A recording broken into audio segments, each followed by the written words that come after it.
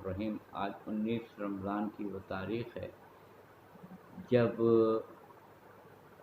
گزشتہ اذان پر مولا کائنات اذان دے چکے اور نماز کی پہلی رکعت کا پہلا سجدہ اور آپ کا سر اقدس اٹھتا ہوا سر اور ابن ملجم کی گرتی ہوئی زہر آلودہ تلوار جیسے ہی آپ کے سر اقدس پہ آئی، آپ نے کہا فزت برب الکعبہ، رب کعبہ کی قسم، علی کامیاب ہو گیا۔ تاریخ اسلام میں بے تحاشا مولا کائنات کے فضائل ہیں۔ دوشے نبی پہ سوار ہو کے بتوں کو توڑا، تب یہ جملہ نہیں کہا۔ مباہلے میں گئے، تب یہ جملہ نہیں کہا۔ شب ہجرت بستر رسول پہ سوئے، تب یہ جملہ نہیں کہا۔ غدیر میں جب مولائیت ملی، تب یہ جملہ نہیں کہا۔ جب آپ نے سورہ برات لے کے کسی سے مولا کائنات کو رسول خدا نے دی، تب آپ نے یہ جملہ نہیں کہا۔ جب آپ نے بے تحاشا جنگ فتح کی، جنگ بدر و احد، خندق، خیبر فتح کی، تب آپ نے یہ جملہ نہیں کہا۔ جب آپ کو رسول خدا صلی اللہ علیہ وآلہ وسلم کی رسالت کا دوسرا گواہ بنایا گیا، بسم اللہ الرحمن الرحیم، سورہ رات 13واں سورہ، آخری آیت، بسم اللہ الرحمن الرحیم، قل کفی باللہ شہیدا بینی بینکم ومن عندہ علم الکتاب۔ اے رسول، آپ آزردہ پریشان نہ ہوں، کہہ دیجئے قل کہ آپ کے لیے دو گواہ کافی ہیں، ایک اللہ اور ایک وہ جس کے پاس کتاب الہی کا علم ہے، یعنی مولا کائنات۔ علی ابن ابی طالب علیہ السلام خدا کے بعد رسالت کے سب سے بڑے گواہ ہیں۔ یہی وجہ تھی کہ مولا کائنات سے جب پوچھا گیا کہ آپ کی سب سے بڑی فضیلت کیا ہے، تو مولا نے فوراً جواب دیا، میری سب سے بڑی فضیلت یہ ہے کہ قل کفی باللہ شہیدا بینی و بینکم ومن عندہ علم الکتاب، کہ رسول اللہ صلی اللہ علیہ وآلہ وسلم کی رسالت کی گواہی کے لیے خدا کے بعد میں سب سے بڑا گواہ ہوں، دوسرا یہ میری سب سے بڑی فضیلت ہے۔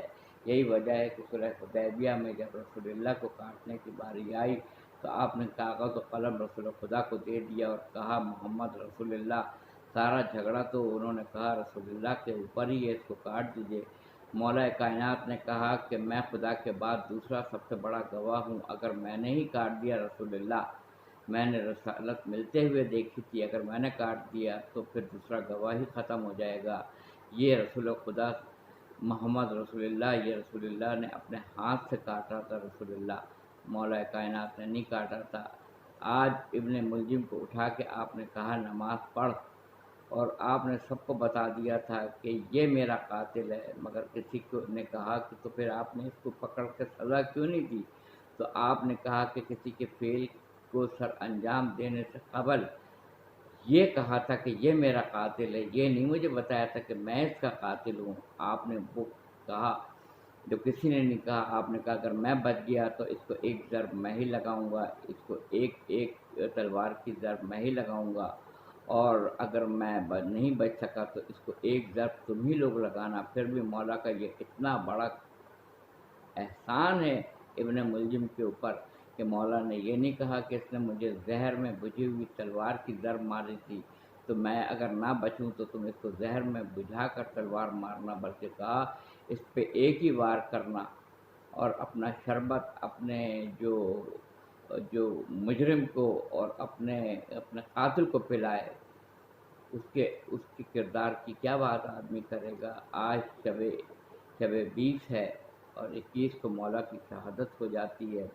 مولا کائنات علی بن ابی طالب سے منسوب یہ بات لوگ بہت زیادہ بیان کرتے ہیں، جس کو میں نہیں مانتا ہوں، کہ اے دنیا میں نے تجھے 3 مرتبہ طلاقیں دیں۔ دیکھیے طلاق اس کو دی جاتی ہے جو کبھی اپنی رہی ہو، جو کبھی آپ کی اپنی ہو۔ مولا نے کبھی راتوں رات بندوں میں سے ایک بندے نے نفس بیچا اور مرضی الہی خرید لی۔ مولا نے تو دنیا کو کبھی عزیز رکھا ہی نہیں تھا، کبھی عزیز رکھ کے پھر طلاق دینے کا سوال پیدا ہوتا ہے۔ مولا نے تو دنیا کو کبھی عزیز رکھا ہی نہیں۔ مولا نے یہ جملہ کبھی نہیں کہا ہوگا کہ اے دنیا میں نے تجھے طلاق دی۔ طلاق اسی کو دی جاتی ہے۔ بن بن کے 1000 بار آئی دنیا پر چشم علی میں نہ سمائی، دنیا جس طرح گرایا تھا در خیبر کو، نظروں سے اسی طرح گرائی دنیا۔ دنیا کو طلاق مولا نے نہیں دی، یہ بات یاد رکھیے گا۔ کہ اپنے نفس کو بیچ کے جس سے مرضی الہی خرید لی ہو، اس کو دنیا نے کبھی بھی اس شخص نے دنیا کو کبھی عزیز نہیں رکھا ہوگا۔ کہتے ہیں بخدا علی زمین سے زیادہ آفلاق کے راستوں سے آگاہ ہے، اور تم کہاں سے آئے ہو، تمہیں کہاں جانا ہے، تمہارا منطقی انجام کیا ہو، اگر میں بتانا چاہوں تو بتا سکتا ہوں مگر نہیں بتاؤں گا۔ کہیں ایسا نہ ہو تم میری ذات میں گم ہو کے ذات رسول خدا کو فراموش نہ کر بیٹھو۔ فزت برب الکعبہ، اس لیے آخر میں